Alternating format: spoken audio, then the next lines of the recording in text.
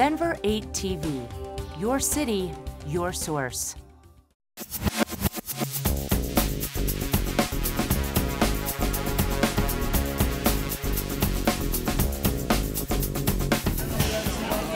Ladies and gentlemen, let's get started. Ladies and gentlemen, my name is Jay Mead. I'm the president of the Denver Public Library Commission. And I want to welcome you all here today and tell you how wonderful it is to see such a great turnout.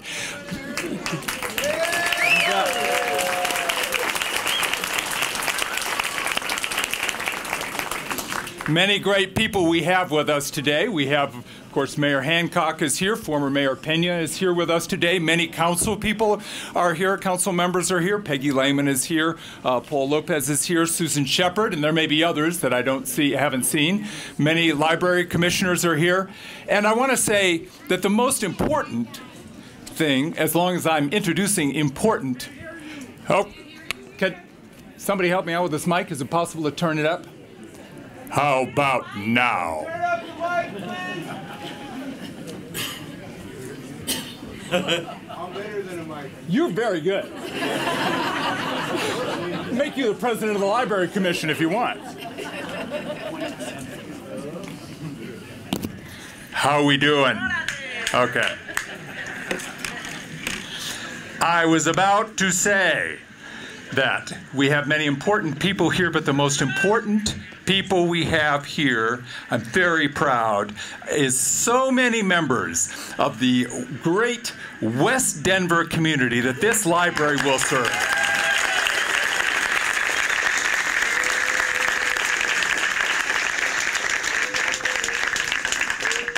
As you know, this is the third library that we've built in the last 5 years or so. They were all a result of the Better Denver Bond campaign in 2007. You'll probably hear more about that. That was the campaign in which the people of the city of Denver came together to support many projects, among which major renovations and 3 new Denver public libraries. We are so proud that the people of Denver saw the need and were able to fill that with their love, their time, their support, their money, of course, and everything that we needed to put together now this third and perhaps greatest of our branch libraries.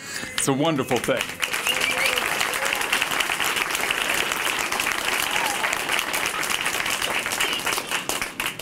You know, this is such a wonderful community. As we put together this library and did our planning, I myself learned so much about the West Denver community, which I had not known.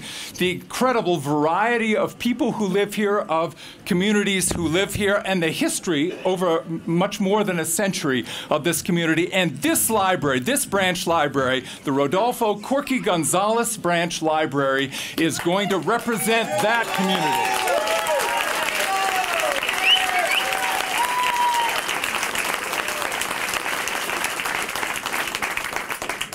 I want to introduce our city librarian, or I must say, as of yesterday, our former city librarian, today honored private citizen, Shirley Amore, who has just retired, and she has been a great driving force behind all of our new libraries, and especially this one. So we've called her back into service on her first day of retirement to come and join us and to talk about our new library. Shirley?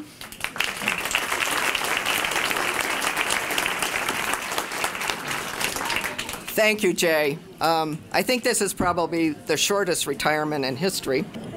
What a crowd. I knew this was going to happen today. I knew this would be More volume on the mic! a capacity crowd. And welcome to your Rodolfo Corky Gonzales Library.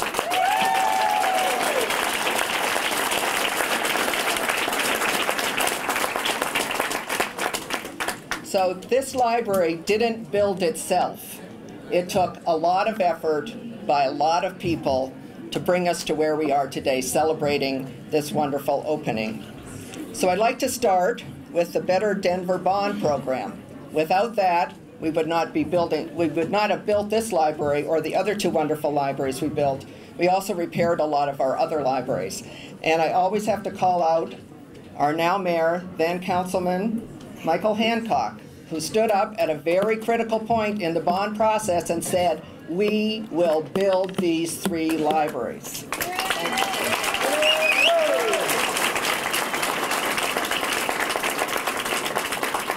I'd like to acknowledge George Delaney. Is George still here? George is the Chief Operations Officer of Denver Public Works and is the Better Denver Bond Implementation Manager and was responsible for managing this $13 million project. The Better Denver Bond Program is a $550 million bond program, was made up of 370 projects like this library that helped create jobs while enhancing and building city facilities that touch the lives of Denverites throughout the city. By the end of this year, we will have finished 330 bond projects. There are just a few left to go, fairly small ones. There are so many people to thank for this library, but I really want to start with the people of West Denver. You pushed for this library, including the elected officials over the years, to have this library built, and it is my pleasure on this sort of last day, last official activity, to welcome you all here to it. We had great participation from the citizens of this part of town. You provided great ideas and great guidance, and I hope you see your ideas reflected in the building that you see today. I just want to remind you that we will be conducting tours of the building, so you'll have a chance to see that. So let me start by naming some names here, and I hope I don't leave anybody out. From the city of Denver, Denver Mayor Michael B. Hancock, District Councilwoman Susan Shepard, Councilman Paul Lopez, District 3, District 9 Councilwoman Judy Montero, and also former Council District 1 Councilman Rick Garcia, who's in the audience today too.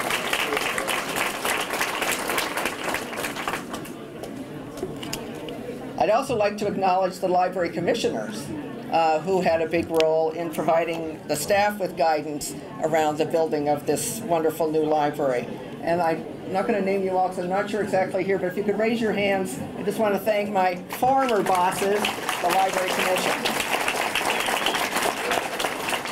Several people from Public Works were involved in the project. Leslie Thomas, who is a city engineer, Michael Sheehan, Public Works Facilities Portfolio Manager, Dave Hunsinger, Capital Projects Management Director, and Public Works Finance and Administration Team. You do have to pay the bills.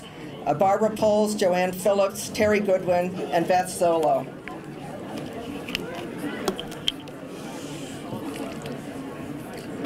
And as you might imagine, there are lots of contracts that were written and signed and approved through this project. So I'd like to thank people from the City Attorney's Office, Sean Sullivan, Joanne Weinstein, and Robert Wheeler for their help in making sure that we were on the straight and narrow legally. Also, the Department of Finance and Real Estate, Jeff Steinberg and Lisa Lumley were critical in helping us site the building and also deal with the real estate side of things. From Environmental Health, Dave Erickson.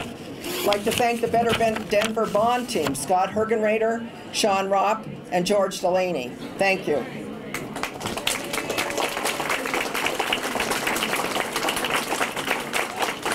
This is such a beautiful building, and it really started, one, with the ideas of the community, but it took the architectural team at Studio Trope Design Collective and Joseph Montalbani to make it a reality.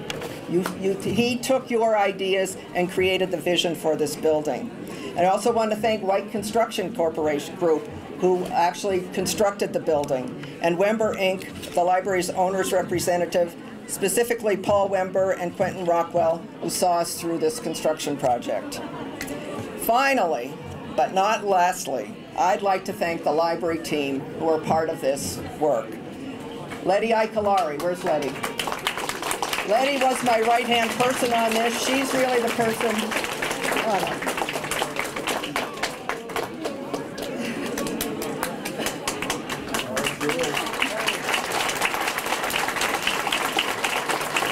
Letty saw this project through thick and thin. Thank you, Letty, for the work on that. Susan Katarba, Michelle Jeske, Pilar Castro-Reno, Michael Murphy, Elaine Langberg, and Matt Hamilton. I'd also like to call out Rachel Fuel and her team. Rachel Fuel and her team selected all of the materials that you will see in this library today and into the future. I think they did a great job. They started over a year ago to buy the books and other materials for this library. And is Edmund Keong here? Where's Ed? He's probably busy working. Ed is the senior librarian here, and he and his team worked tirelessly to get all the books on the shelf and arrange all the furniture and get the library ready to open. So please say hello to Ed. He is going to be your person on the ground. Thank you, Ed. So I'd just like to complete this by saying it has been my pleasure to serve as city librarian, and particularly to work on these bond projects and to meet with all of you as we were dreaming about and building this wonderful new library. I hope you really enjoy it for many, many years to come. And now, it's my pleasure to turn the mic over to Denver's Mayor, Michael B. Hancock.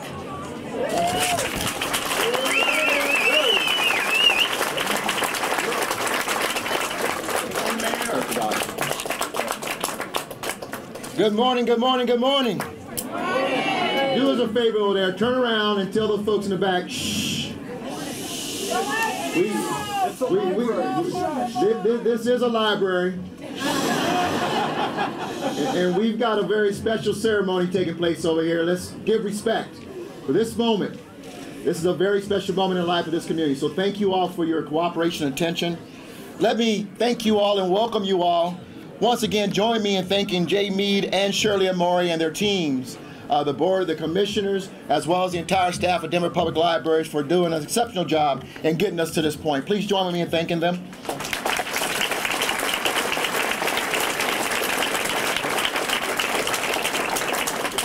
One of the first things we're going to do is fix this sound system here in the library. I've got to move quick because Mama Geraldine told me she's already ready to go take a nap.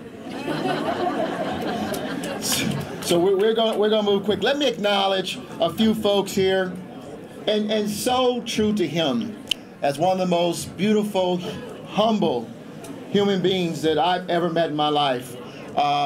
He's here, but he's also, I think, one of the greatest mayors to ever serve this city. Our first Latino mayor, Federico Pena, is here in the audience. Thank you, Federico.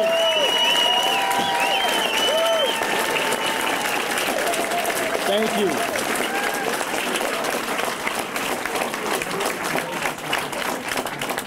So Federico to come and stand in the crowd and to be within the crowd. I want to acknowledge, of course, our U.S. Senator Michael Bennet just joined us. Thank you, Senator Bennet.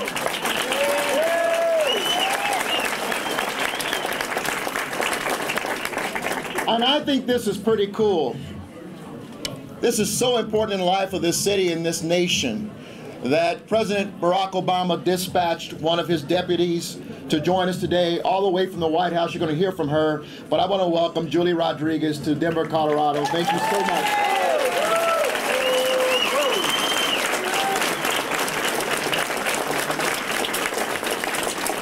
I see State Representative Pabon here. Thank you so much for being here. I understand Representative Salazar is here. Joe Salazar in the back. Where is he? Oh, there you are. Thank you, sir. We also get a chance to serve with, I think, one of the most dynamic city councils. We've already acknowledged Councilman Lopez and Susan Shepard, who share kind of this boundary.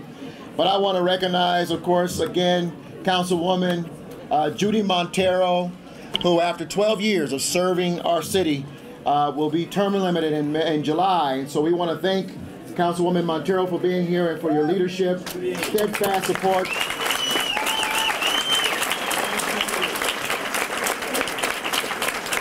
And as a council member, you know they love this city when they show up as often outside of their district as they do in their district on issues that are very important. And as well, will be term limited July 20th this year. After 12 years of steadfast service to the city, we want to acknowledge, of course, that being Councilwoman Peggy Lehman of District 4, Southeast Denver, our partner. Rosemary Rodriguez, who's not only State Director for U.S. Senator Michael Bennet, but our member of the City DPS Board of Education. We thank you for being here as well. I see Paula Sandoval. Where is she? Former City Councilwoman Paula Sandoval. And did I miss anyone? Norbert Chavez, where is he? Former State Legislator Norbert, I gotta say his name. Norbert Chavez. And I want to make sure I don't miss anyone else. Let me say this. First, to the Gonzales family. What a real treasure and gift Rodolfo Corky Gonzales was to each and every one of us. And you all are now the branches. In fact, as a man of faith, I know one of my favorite scriptures in the Bible as a father is that you will know them by the fruit that they bear. And I just want to tell you that each and every one of you symbolize the true fruit that Corky Gonzales left every one of us. And so thank you for your continued leadership in this city.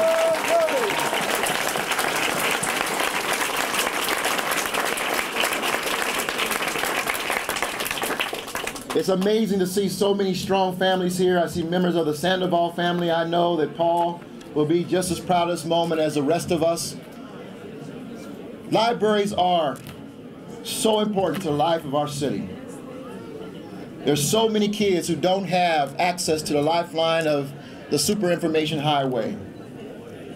And this library is placed here, and not without a lot of hard sweat work and tears of members of City Council, the mayor's office, and members of this community, and of course the family. Today, not only do we open up a library, but we get to say to all the children in this area of town and throughout Denver, now you know the name of Rodolfo Corky Gonzales.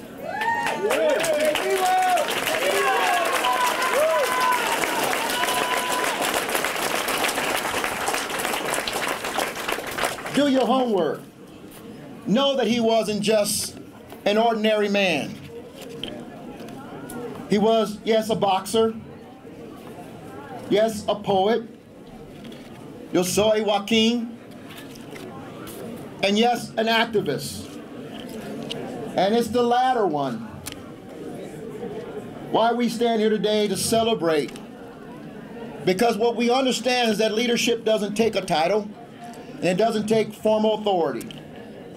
It simply takes the will for someone to stand up and acknowledge the wrong and commit to correcting it for the right. And Corky Gonzales did that.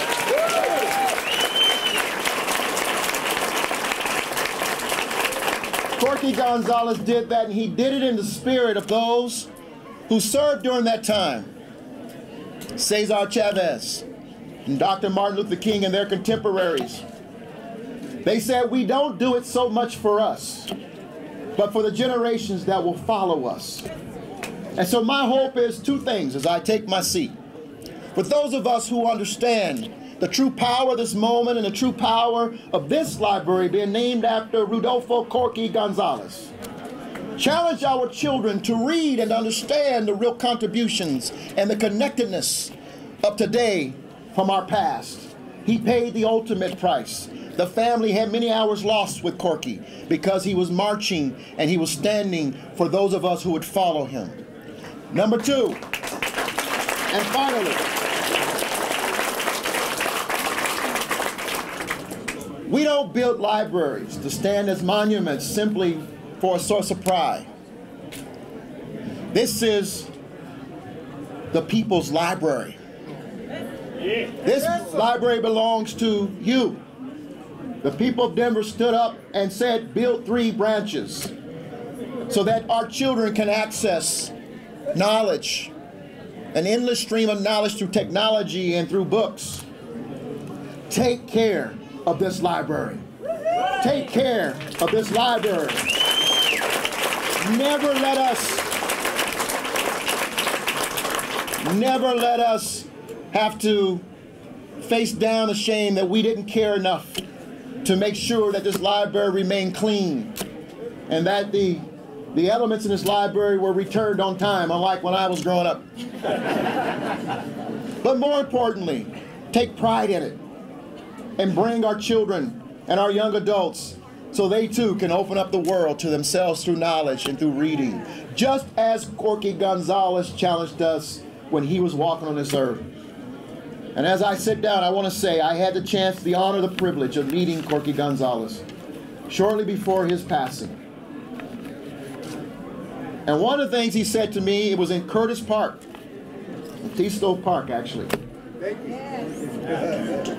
And two people were on each side of him. So he held him up. He was pretty frail. And the power of that moment was lost on me because I didn't truly understand who Corky Gonzales was.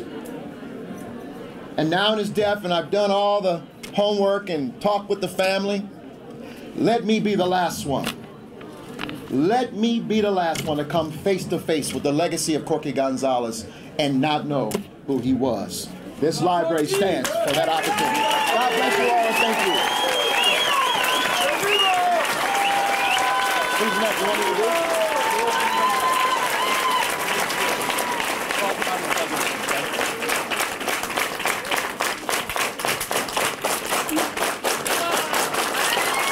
All right.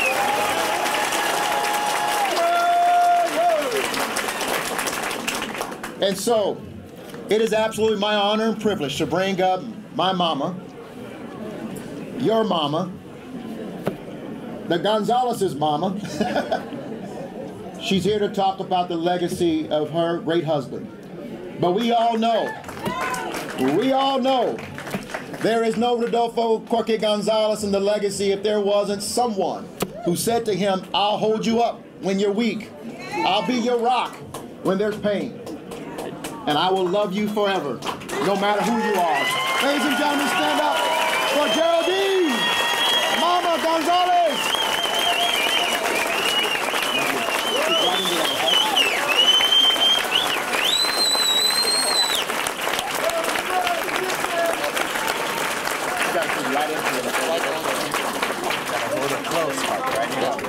You got this. What can I say to all of you? I am just overwhelmed.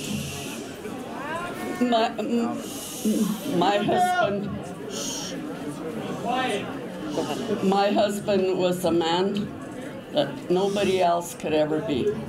Believe me. He came and he's gone, but he left so many lessons and so many things that he taught our kids and everybody else. Because, you know, we shared him with everybody. And my kids did, and so did I. And it wasn't, I did exactly what I thought a wife should do. And maybe I was old-fashioned, maybe I'm still old-fashioned, but I'll tell you what, he loved me no matter what. And that's what matters.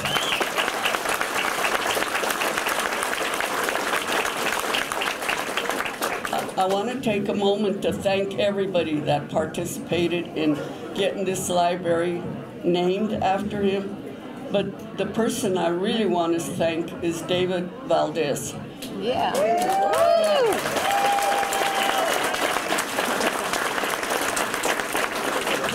He came to one of the meetings and said to all of us, they're building a new library. And I think it should be named Rodolfo Corky Gonzales. And that's what started the ball rolling. That's what started it.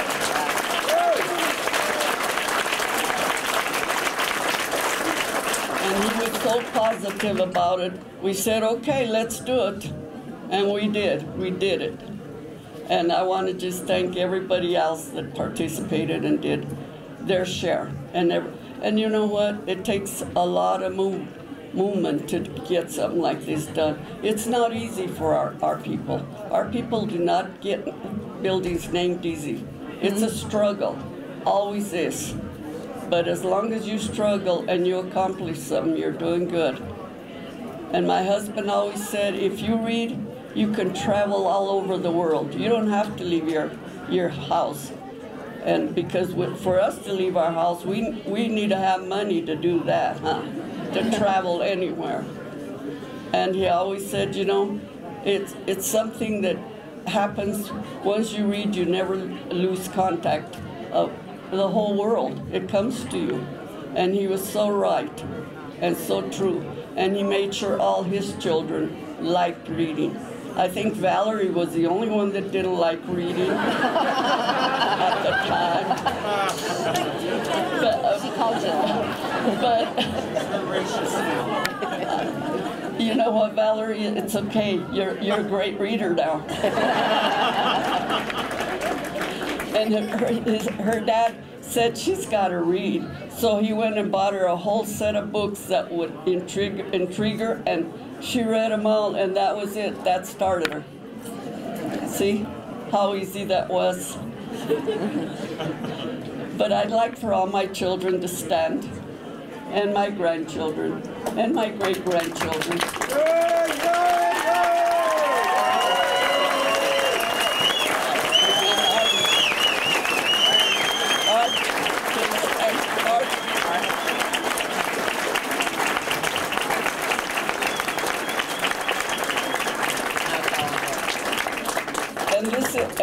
And this is the only brother my husband has left.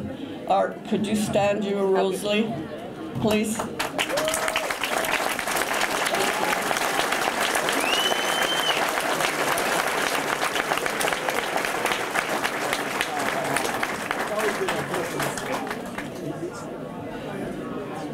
Okay, my family, can you stand now?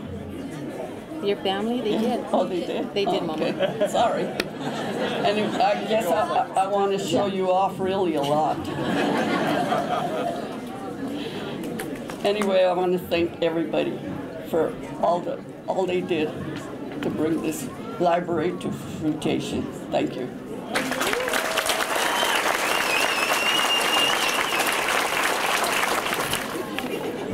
I want to introduce Julie Chavez Rodriguez, Deputy Director of Public Engagement at the White House and granddaughter of Cesar Chavez. There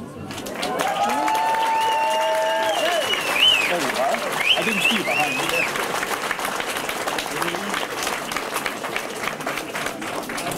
you. Good morning, everyone. Can folks hear me okay? Okay. So I guess I should say, you know, what an honor it is for me to be here to celebrate today's library opening. You know, I know that both my grandfather and Rodolfo Corky Gonzales set forward a movement that spread like wildfire across our nation to inspire, you know, at that time, current and what we see today, future generations to continue to improve their communities and to use their own lives to bring about change in the lives of others. I want to start off by thanking Geraldine Gonzales and the entire Gonzales family.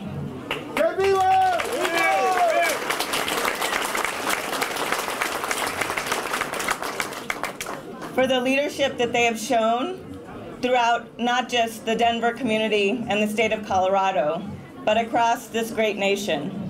In addition to the sacrifices that I know many bared in having to share their husband, father, grandfather, and great-grandfather with an entire movement. But it's those sacrifices that have brought us here today, and that have brought us to a time in our country in which we have been able to elect a tremendous individual who is helping to also carry on that spirit and those values. Now, the hundreds of folks who have gathered here today are a true testament to the individuals that Rodolfo Corky Gonzales had helped to inspire. It makes me so proud to see the multiple generations that are here with us today as well. To be able to look to those who walked, marched, grew up with Corky, in addition to those that will continue to be inspired by his legacy, by his words, and by his actual, by his leadership that he's shown and the example that he's shown to so many of us. Now, so many of us that grew up reading poems like Yo Soy Joaquin, really understood how much that gave us a sense of hope, a sense of belonging, a sense of identity, and a sense of self. That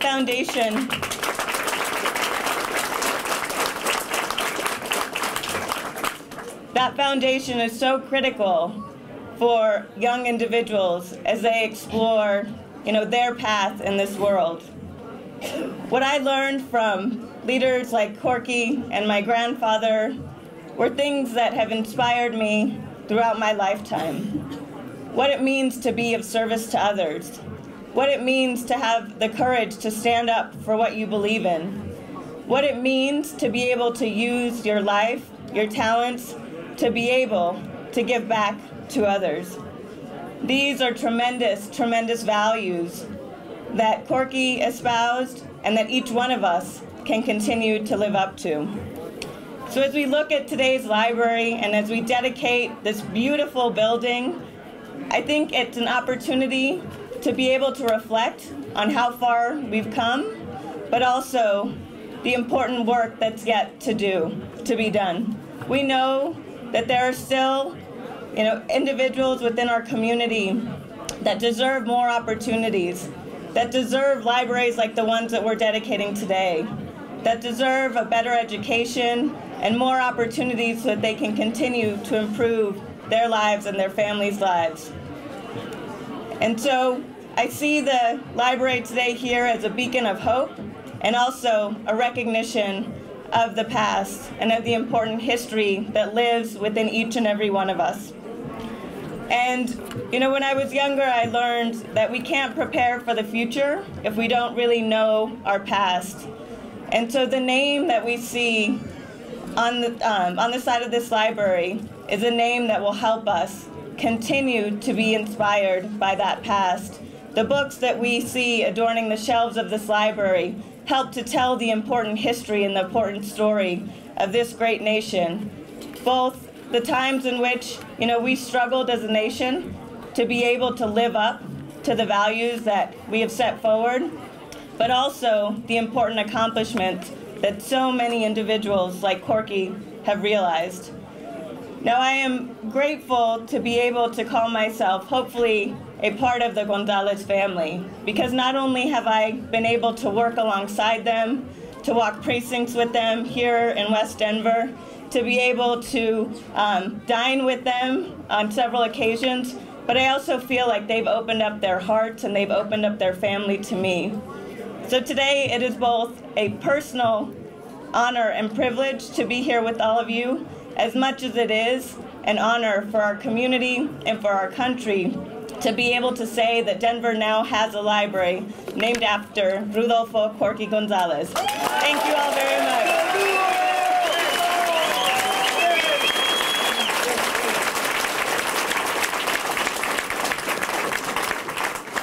And yes, que viva Corky Gonzales.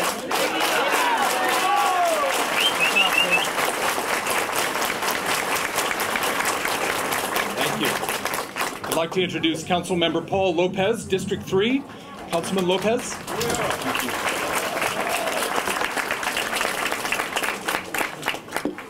Well, you want me to hold it?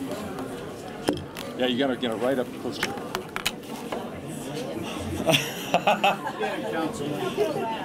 I'm glad to see this room so packed, but because this is our library, so welcome to our Corky Gonzales Library. Now, there is one condition that this becomes our library. Let me see those cards in the air. Anybody in this city, doesn't matter your status, doesn't matter where you're from, it doesn't matter what language you speak, gets one of these cards. You don't need papers to be in this card, in this house, right? This is all you need. This library is exciting because it is a game changer for our neighborhoods. It is a game changer for our students, our kids, It's a place of refuge, away from discrimination or injustice in the classroom or on the workplace or on the street. This is our sanctuary, and we must treat it as such.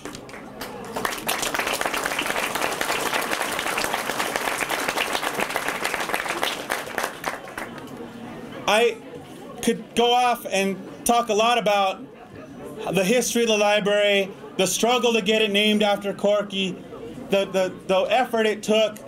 We have to thank the family. We have to thank Jerry Gonzales. Thank you so much. We have to thank the taxpayers of Denver for footing the bill.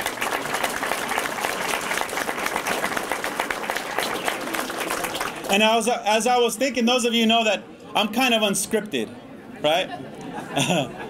I'm very unscripted. I'm a political nightmare when it comes to script. But as I was thinking of a script for tonight, or today, you see I'm all messed up right now. As I was thinking of the proper words for today, I had to look no further than Corky's poem. And so if you bear with me, I'm not going to read the whole epic poem, because I know you Chicano studies majors know how long that is. But I want to share my favorite part, and I think it's a lot of people's favorite parts. And I'm going to start towards the end. I have endured in the rugged mountains of our country. I have survived the toils and slavery of the fields.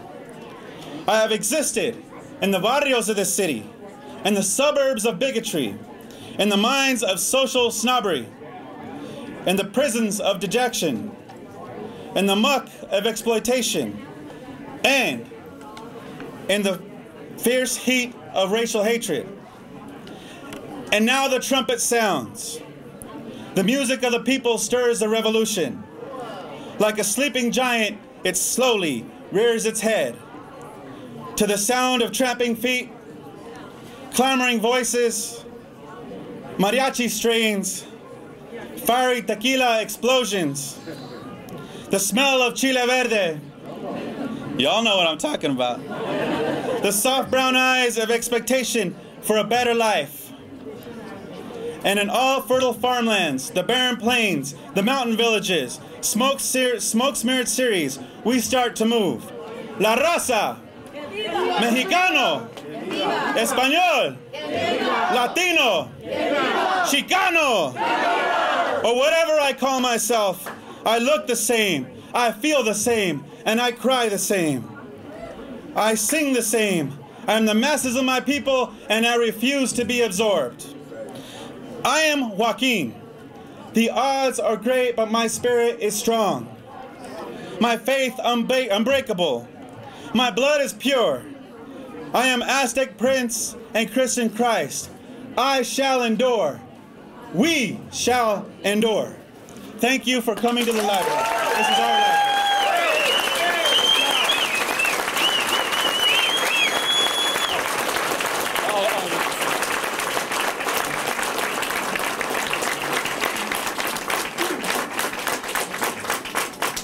Council Member Susan Shepherd, District 1. Councilman? Okay. Good morning. How is everyone? All right. Well, it is always difficult to follow my wonderful colleague, Councilman Paul Lopez, but I'm going to do my best. And I've had a pleasure to serve alongside of him in numerous capacities since 2005.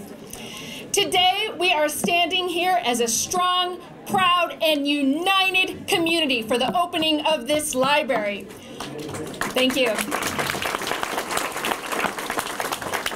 We stand on the shoulder of an amazing historical, cultural icon, Corky Gonzales. That's right.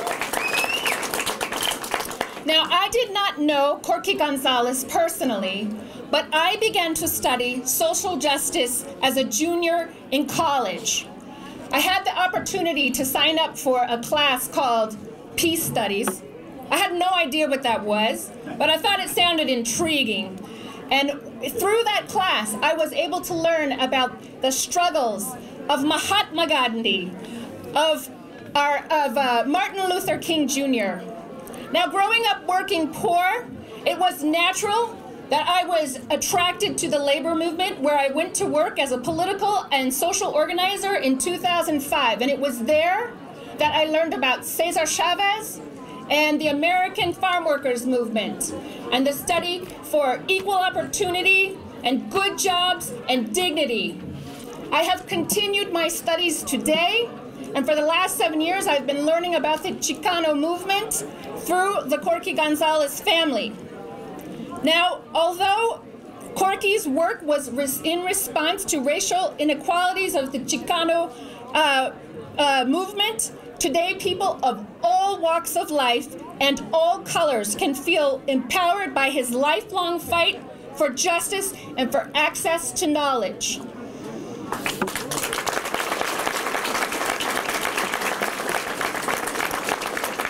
I think one of the things that I appreciate the most is Corky's commitment to knowledge and education, because knowledge is power. Knowledge is power. And I will take a quick quote from the brochure, the original brochure for the founding of Escuela Tlatelolco. And here's what it says. We perceive education not only as the intellectual development for the individual, for his benefit, but as a social orientation and development process responsible for social change that will benefit the collective group. Thank you. So I have appreciated very much this commitment to education and to lifting up through continued education, and I have very much appreciated, in particular, the commitment to the poetry and to spread that language of love. The mayor made a great quote earlier in talking about knowing a person by the fruit that they bear. And I have had such a wonderful pleasure to get to know individual members of this family for the last 7 years. And I think that the work that Nita Gonzales does at Escuela Tlatelolco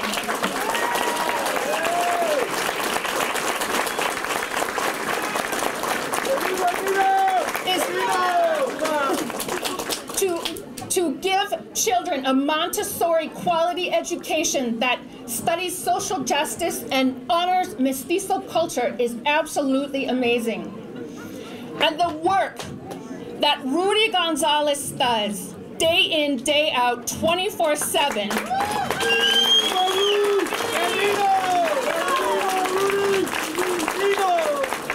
To lift up all members of this community is amazing. And I know this man never sleeps.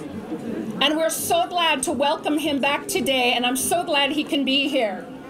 So we are celebrating a beautiful life today. We are celebrating that a life that is dedicated to education and literacy. And we are celebrating a beautiful legacy of both work by his children and work that happens in this community. One last thing, we know the struggle isn't over.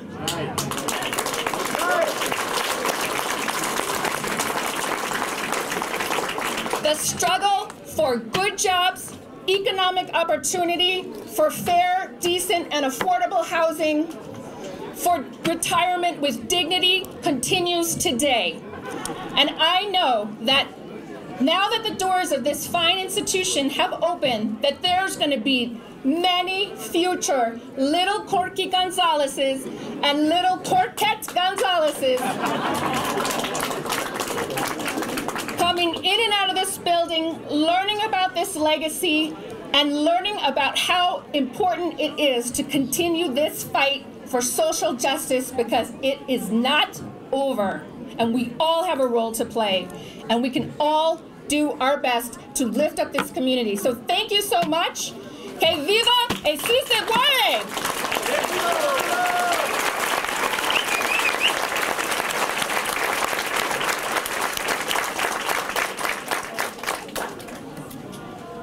Councilman, I believe this is your library card. You don't want to be losing that, Councilman. That's my ticket. It's your ticket. Now it's my honor and my pleasure to introduce U.S. Senator Michael Bennet. Senator Bennet. Nice to meet you. Hi, everybody. It is so nice to be home, and I can't imagine a better way to spend the weekend than this. Bienvenido a esta biblioteca, Rudy. I'm practicing to Jerry Gonzales, matriarch of the Gonzales family, and somebody who has screwed my head on straight so many times. Thank you very much for being here. Eric Duran, Marco Abarca, who in 1996 dreamed of a library in the neighborhood we're standing. Mayor Hancock, thank you for your extraordinary leadership in the city and county of Denver. We are so proud of you. And of course, Denver's taxpayers who made this possible, we thank you as well. Today, we join together to celebrate the opening of Denver's Latino Library, which is named after Rodolfo Corky Gonzales, who grew up in Denver to become a national leader in the Chicano movement. Corky Gonzales started a movement called the Crusade for Justice. If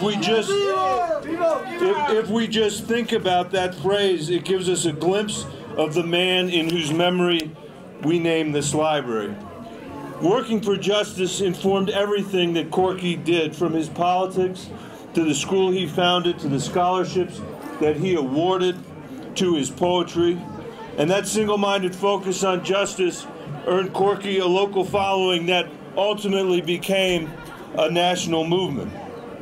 Corky realized at an early age that equality was denied to far too many in this country, no matter what the words of our founding documents said, in access to education, to employment, and economic opportunity. It's apparent that his cause and his legacy would be the work on behalf of these two fundamental American values: equality and justice, helping to open the doors of opportunity for countless Latinos living then and living now. Mr. Gonzales has another legacy, one that goes beyond the community that he worked so hard to advance, that of his children and his grandchildren, who are political and civic leaders in their own right. Nita, Rudy, Charlotte, Gail, Joaquin, Valerie, and their children are continuing Corky's work for justice as artists, educators, and business leaders, and the state of Colorado is a lot stronger for them than we would be without them.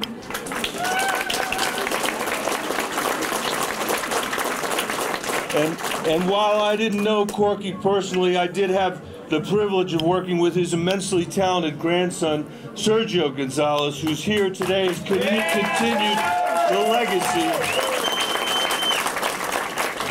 the legacy of his grandfather. Sergio played an integral role in crafting the bipartisan immigration bill that passed the United States Senate and has been a tireless advocate for the Latino community. I often wish that Corky Gonzales could have seen Sergio Gonzales sitting in that room with John McCain, Jeff Flake, Marco Rubio, Lindsey Graham, Chuck Schumer, Dick Durbin, and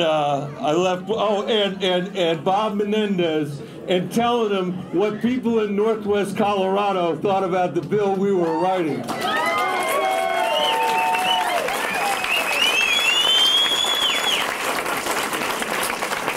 And I don't need to tell anybody in this room that we are not done. We have a big piece of unfinished business when it comes to immigration reform and fixing our immigration system, if you can call it a system. Finally, just one last word, and I'd like to end a little bit the way the mayor ended. There's a lot of noise out there, but a lot of that noise are the voices of our children who are excited about being here in this library. And I don't, you know, Corky Gonzales would not be satisfied to know that a library was named after him. That's not a representation that somehow his struggle or revolution has actually been accomplished, because he would say it was not. And there is a lot of work that we have left to do when we live in a country, when if you're a child born into poverty, you arrive at kindergarten having heard 30 million fewer words than a more affluent student in this country. This library needs to be about filling that 30 million word gap, and we need to be responsible for doing that. I'm so tired. I'm so tired of feeling like we're treating the children in this country as if they were someone else's children. They're not someone else's children. They are our children. We can't allow a 30 million word gap to persist. His work's not done as long as poor first graders in this country can't read at grade level.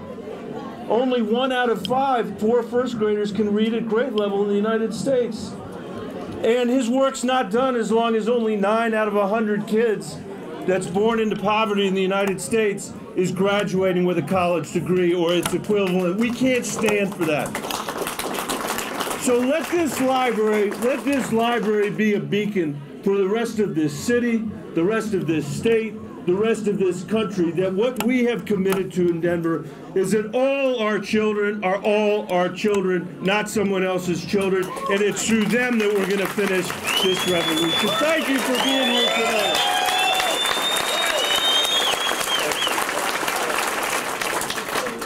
My friends, it is time to open this library. Bring on the ribbon. Where are my scissors? There we go. Councilman Lopez, handle the scissors.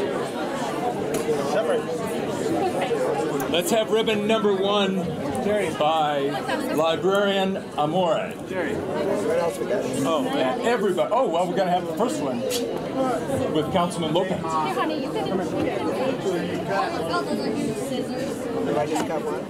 Okay, let's see what. Councilman, you want to try the first one? All right, let's do it. Which one? Try the first one, Councilman. Try it again. Let me give you some help. There you go, there you go. Yeah.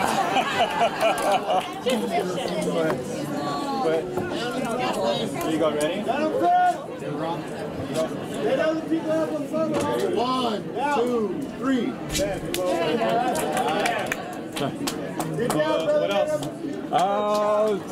There you go. Let's do them all. Ready? 1, 2, 3.